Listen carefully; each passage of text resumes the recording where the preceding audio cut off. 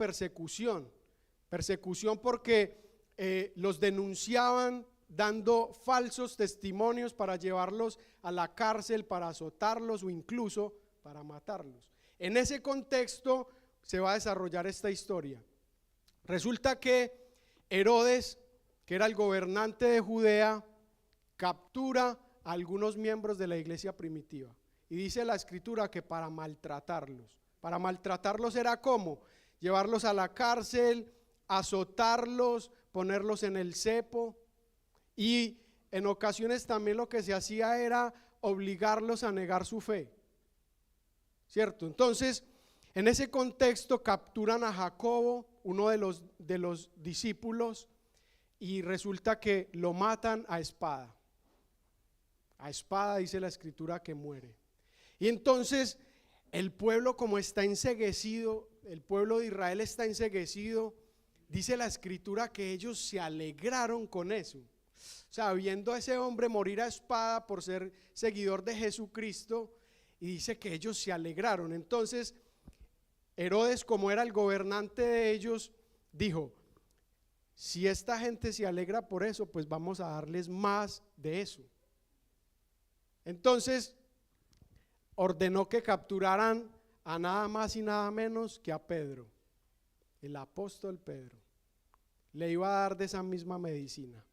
Entonces, claro, a los gobernantes les conviene tener al pueblo a su favor, y si él vio que eso le daba aprobación, le subía el rating, entonces claro, él dijo: voy a seguirlo haciendo.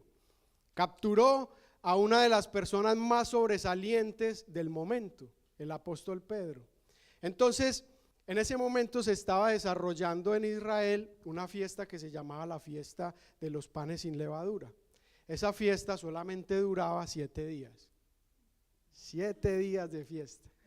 Bueno, entonces Herodes tenía un plan que era un plan del infierno.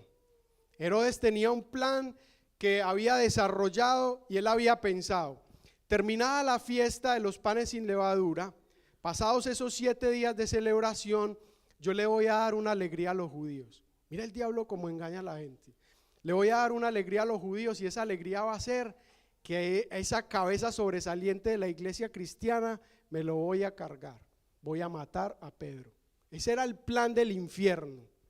Pero dice la escritura una frase cortica pero maravillosa, dice: pero la iglesia hacía oración sin cesar por Pedro. ¡Qué belleza! Entonces había un plan del infierno que ya se lo había ideado. Es más, Herodes en su mente ya había visto a Pedro muerto y a la población de los judíos no cristianos celebrando. En su mente ya lo había visto. Pero había una iglesia que se había puesto de acuerdo. Ahí estaba Marlon convocando a la gente. Wilson, ¿qué vas a hacer? No, me voy a ver un partido. Va a jugar Jerusalén contra Samaria. No, vamos a orar. Vamos a orar por Pedro. Estaba convocando la gente. Todos tenían algo que hacer seguramente, pero habían renunciado a eso que tenían que hacer para hacer un acuerdo, el poder del acuerdo. Entonces resulta que en la noche antes, cuando se terminaba la fiesta, ese día acabó la fiesta, y en la noche, ya al día siguiente en la mañana, era el día de presentación de Pedro, para que el pueblo dijera, como dijeron con el Señor Jesucristo: crucifícalo, o mátalo, o ahórcalo, o córtale la cabeza. Pero era el día siguiente. Y entonces, imagínese usted, a usted le dicen que al día siguiente lo van a presentar, y usted ya sabe qué es lo que va a pasar. ¿Cómo está usted esa noche en la prisión? ¿Cómo está usted? Comiéndose las uñas. Usted está temblando, está llorando, le está diciendo a los soldados que tiene al lado: mire, yo no soy tan malo, ¿cómo es que me van a hacer esto? O usted le está reclamando a Dios: Señor, pero esto ¿por qué me pasa a mí si yo soy un siervo tuyo, si yo vivo para ti? Podríamos estar así, ¿cierto? Entonces dice la escritura que el apóstol Pedro estaba dormido, relajado. Hermano, cuando uno se dedique a servir a Dios como Él quiere, las situaciones de la vida, y si esa persona conoce al Dios al que sirve, hermano, se duerme tranquilo, pase lo que pase. Entonces, están pasando dos cosas. El principal de lo que va a suceder está dormido, y la iglesia está haciendo oraciones sin cesar por Pedro. Están pasando dos cosas. Y Herodes está esperando que amanezca para presentarlo y cortarle la cabeza a Pedro. Resulta que las condiciones en las que estaba el apóstol Pedro era, Herodes había puesto 4 grupos de guardias que lo vigilaran 24 horas. ¿Y cómo se dividían? Pues habían 2 guardias en la puerta principal y habían 2 guardias que estaban uno al lado de Pedro y el otro al otro lado. Pero aparte de eso tenía una cadena en una mano y otra cadena en otra mano. ¿Se podía escapar Pedro de ahí?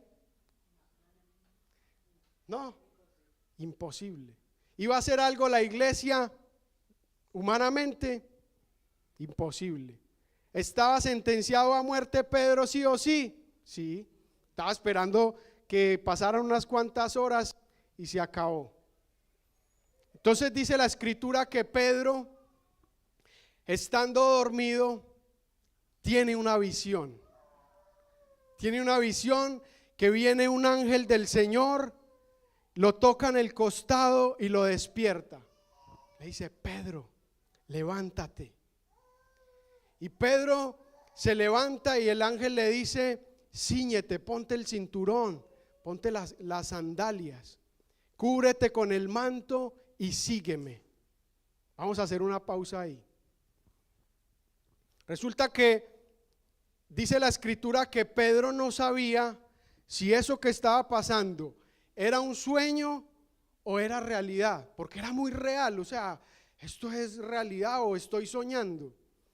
Entonces, si era realidad, ¿qué pasó con los soldados que estaban al lado? ¿Usted ha visto las películas como muestran a los soldados romanos, que son en una posición que eso les pasa una avispa y les pica la nariz y no se mueven? ¿Sí lo ha visto? Así estaban ellos al lado de Pedro. Pedro dormido, encadenado, y ellos así. Pero resulta que dice la escritura que ellos no se dieron por enterados de eso, pero la cárcel recibió un resplandor impresionante. Y cuando el ángel toca a Pedro y le dice: levántate que nos vamos, levántate, ponte las sandalias y cúbrete con el manto, o pasaron dos cosas: o Dios los durmió a los guardias, o quedaron ciegos pero no se enteraron de nada, porque si no hubieran hecho algo para impedirlo. Pero Pedro se cubre con el manto y comienza a caminar. Empiezan a pasar por las celdas y dice que cuando llegan a la puerta principal de la cárcel que daba a la calle, se abrió sola. Se abrió la puerta. Entonces ya los segundos guardias, ¿qué pasó con ellos? O estaban dormidos o Dios los dejó ciegos. La Biblia no dice, pero también pasó por ahí. Y recuerde una cosa: estaba la iglesia haciendo oración sin cesar por Pedro. Que uno a veces le pide a Dios un imposible, pero está bloqueado pensando: Señor, ¿y cómo lo vas a hacer? A nosotros no nos tiene que interesar esa pregunta. Señor, ¿cómo lo vas a hacer? Despréndase de esa pregunta. Solamente pídale: Señor, hazlo, por favor. Señor, lo necesito. Y Él se encargará de ir haciendo. El cómo es problema de Dios. Mi trabajo es el poder del acuerdo. El poder del acuerdo. Y entonces dice la escritura que pasan por los segundos guardias y cuando salen, entonces caminan una calle más después de esa puerta principal y el ángel se desaparece. Y entonces Pedro se queda así desubicado como: ay, esto sí es realidad, yo no estoy soñando. Y entonces inmediatamente se va para la casa de María, la madre de Juan Marcos, y cuando llega allá, toca la puerta, pero no puede hablar. Entonces ellos están allá, está la pastora Mariela cortando por arriba, por abajo, por derecha, por izquierda, y están en una batalla, porque recuerde que están peleando una batalla contra la muerte. No es cosa menor. Ya estaba sentenciado, estaban esperando la mañana para que Pedro ya no existiera en este mundo. Imagínense la fuerza, la intensidad, la batalla espiritual que se estaba librando en esa casa. Y Pedro tocaba y no lo escuchaban. Y tocaba desesperado, me van a volver a capturar, esta gente no abre. Y entonces dice que una jovencita que se llamaba Rode va y escucha la puerta. Y como no había del ojito, ¿cómo le llaman a ese? La mirilla, no había el ojito ese que tenemos en la puerta. Ella pone el oído ahí. ¿Quién es? La palabra mágica para que le abran cualquier puerta. Yo. ¿Y quién es yo? Yo. Entonces dice que ella reconoció la voz, que era Pedro. Y se emocionó tanto que se fue a hablar con los otros y les dijo: es Pedro el que está tocando la puerta. Y le dicen: niña, pero estás loca, tienes que abrirle la puerta. Y se van todos para la puerta y abren la puerta, y todos los que estaban orando: Señor, haz algo, Señor, rompe las cadenas, Señor, cancelamos la muerte. Dicen que se quedaron atónitos, perplejos. Todos estaban orando por un propósito, pero no se la creían. Porque la respuesta de Dios fue una respuesta inmediata. No había espacio para que se dilatara la respuesta. Tenía que ser esa noche o esa noche. Y ahí Dios envió la respuesta. Entonces dice que Pedro, en ese momento de silencio, preocupado porque no fueran a gritar, les hace señas de que hagan silencio y entran a la casa. Y les cuenta a ellos para fortalecer su fe. Y les dice: mire, yo estaba en la cárcel, estaba rodeado de unos soldados, estaba encadenado, pero Dios envió su ángel y él soltó las cadenas que yo tenía, y salí. Y cuando llegamos a la puerta principal de la cárcel, él abrió esa puerta y yo pude salir a la calle. Y cuando me encontraba allí, entonces el ángel desapareció y me di cuenta que no era un sueño, era una respuesta a sus oraciones. Era una respuesta al poder del acuerdo.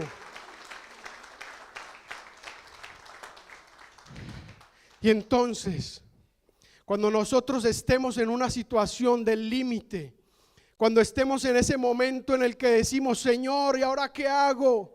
Y nos miremos con nuestra pareja y decimos: no tenemos quien nos ayude.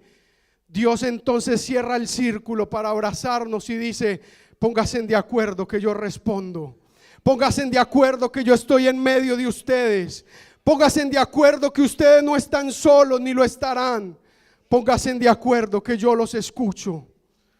Y ahora pongámonos de pie, iglesia, y vamos a responder a esta palabra, pero vamos a responder activamente.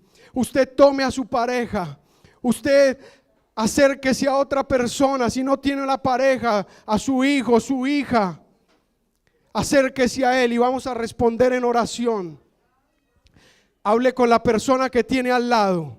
Hable con él y dígale: si tienen una necesidad, seguramente tenemos muchas. Seguramente tenemos muchas necesidades, pero pónganse de acuerdo en una. En esta mañana, y dígale: vamos a orar por esto. Háblele, dígale: vamos a orar. Vamos a ponernos de acuerdo porque necesitamos esto en nuestra casa. Dígale a la persona que tiene al lado. Dígale: póngase de acuerdo. Y en esta mañana vamos a orar. Señor, estamos en tu presencia y creemos en tu palabra. Estamos en tu presencia y tu palabra nos enseña que si nos ponemos de acuerdo, no se necesita una multitud. Tu palabra dice 2. Si 2 de vosotros se pusieren de acuerdo acerca de cualquier cosa que pidieren, dice: mi Padre que está en los cielos responderá. Mi Padre que está en los cielos los escuchará. Llegará la respuesta. No importa que sea un imposible, es un imposible. Tú crees que eso no se puede lograr, pues Dios dice sí se puede, porque no lo harás tú, lo haré yo. Yo tendré la respuesta, solamente una en su voluntad. Solamente unas en oración y yo lo voy a hacer. Es una promesa fiel. Él nunca miente. Él nunca nos ha fallado ni nos fallará. Oh poderoso Rey, mira cada petición de tus hijos. Oh poderoso Dios, mira lo que te están pidiendo desde su corazón, desde lo profundo de su alma. Aquellos que están clamando y diciéndote: Señor, no sabemos cómo, no vemos el camino, no creemos que pueda hacerse, pero lo traemos a ti. Lo ponemos delante de tu presencia. Si el médico dijo que el dictamen terminará en una muerte, Señor, tú lo cancelas en el nombre de Jesús. Si están clamando, Señor, por vida espiritual y la realidad dice que están muertos para ti, tú lo cancelas en el nombre de Jesús.